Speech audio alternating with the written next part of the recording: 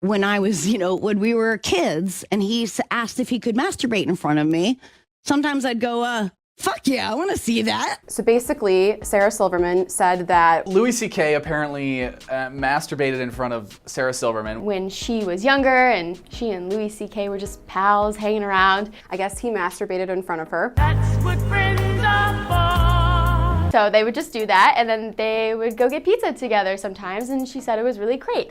And that's gross. Yeah, it's like science. So he did masturbate in front Well, of I you. mean, now I feel, but He was still using this as a grotesque act. You are just horrible. You're even worse than those people who take dumps in the shower. The word that comes to mind is icky. It's definitely icky.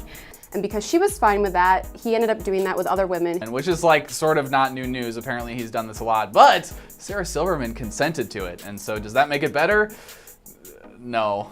it's not analogous to the other women in this that are talking about the predicament, the what he did to them. As a society, we need to really look at the underlying root of the Me Too movement. Have you ever recorded yourself talking about a man masturbating in front of a woman? Because that's what I'm doing right now. I really don't think that this is a question of consent. I actually think that we need to view our sexuality in terms of what our motivation is behind it. Just tell your mother that we ate it all. Why would you want to do that? And then not only have the desire, but then have the cojones to verbalize that desire. Guys shouldn't want to masturbate in front of a woman. That's just gross. Sicko. And not only to verbalize that desire, but to verbalize it in front of someone else. You don't want to be in a relationship with a girl who would consent to being masturbated in front of. Do you really? And then have someone else be okay with it. Icky. Sometimes I'd be like, fucking gross, no, and we'd get pizza. So ultimately, I think society needs to question how we're using our gift of sexuality. This is the worst.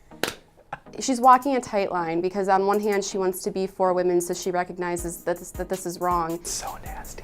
Also, she has, a friendship with Louis C.K., and so I think that ultimately it's very hard for her to determine where she stands on this issue. We were only just friends. So sometimes, yeah, I wanted to see it. It was amazing. So what do people want to happen? Louis needs to seek repentance and ask forgiveness from God. One, we already knew that Louis C.K. did this, and society as a group sort of punished him for it by taking away his Netflix show and taking away all of his other career stuff. These women have the power to forgive him as well as God.